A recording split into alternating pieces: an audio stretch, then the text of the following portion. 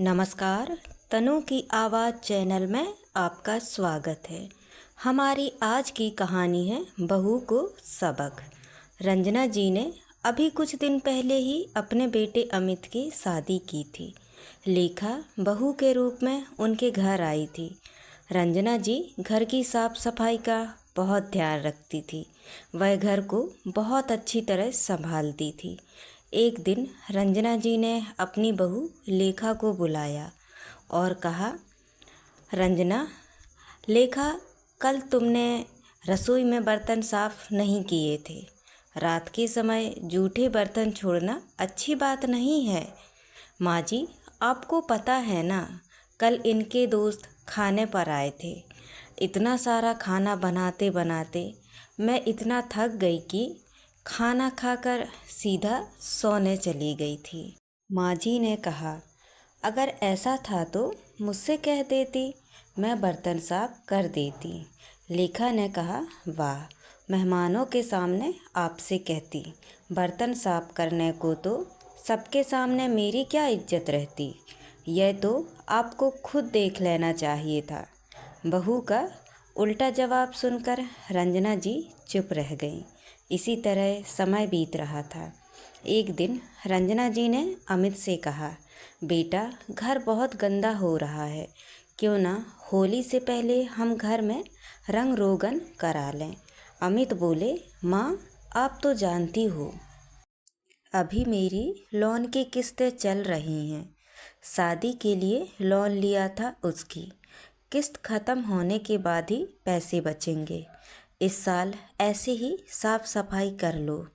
होली से कुछ दिन पहले रंजना जी ने लेखा से कहा, लेखा, इस बार हम दोनों को ही होली की सफाई करनी है।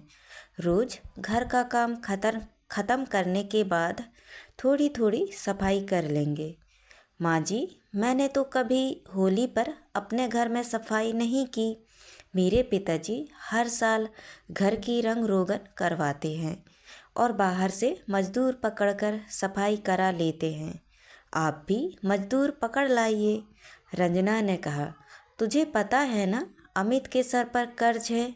वह बेचारा कहाँ से लाएगा इतना पैसा। चल हम दोनों ही सफाई कर लेते हैं। लेखा बोली, लेकिन माँ जी, मुझे तो धूल मिट्टी बर्दाश्त नहीं है। माँ बोली, वाह बेटी, बहुत अच्छा। बहाना बनाना तो कोई तुझसे सीखे। मेरा हुक्म है, आज से सफाई शुरू होगी।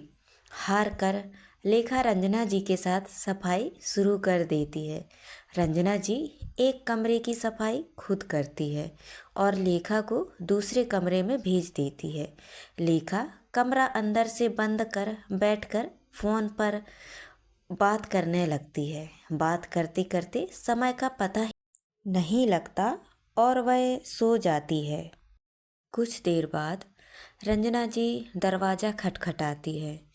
बहू, ओ बहू, कहाँ है? कहीं सफाई के चक्कर में गिर तो नहीं पड़ी? काफ़ी देर बाद लेखा दरवाज़ा खोलती है। माँ ने कहा, तू सो रही थी? सफाई नहीं की तूने? नहीं माँ जी, मैंने आपसे कहा था, मुझे धूल मिट्टी बर्दाश्त नहीं है।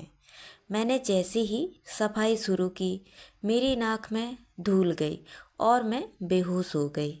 अभी आपने दरवाज़ा खटखटाया तो मुझे होश आया है। माँ ने कहा, लेखा, यह कामचोरी मैं खूब समझती हूँ। जरा सी धूल से कोई बेहोश होता है भला? अच्छा, सुन, मैंने दूसरे कमरे की सफाई कर दी है, तू उसमें जाकर जरा पोंछा लगा ले। लेखा की चोरी पकड़ी गई। वह चुपचाप पोंछा लगाने चली जाती है। अगले दिन रंजना जी लेखा को बुलाकर कहती है, आज बाथरूम साफ करना है। तू बाथरूम की सारी टाइल्स को अच्छे से साफ कर ले। मैं बाहर ड्राइंग रूम साफ कर देती हूँ। वैसे भी तुझे धूल से एलर्जी है। लेखा चुपचाप बाथरूम साफ करने चली जाती है। कुछ देर बाद लेखा फर्श पर साबुन का पानी गिराकर लेट जाती है और चिल्लाने लगती है। माँ जी मैं गिर गई, मुझे बचाओ। रंजना जी जाकर देखती है, लेखा फर्श पर पड़ी थी। रंजना जी बोली, हे भगवान, अब क्या हुआ? माँ जी, आपको दिखाई नहीं देता?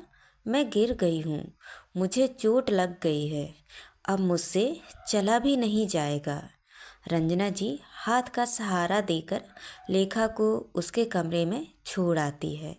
शाम को अमित आता है तो लेखा उससे कहती है, सुनो जी, सफाई के चक्कर में मैं गिर गई, अब मुझसे काम नहीं होगा। अपनी माँ से कहो वो सफाई छोड़कर घर का काम संभाल ले।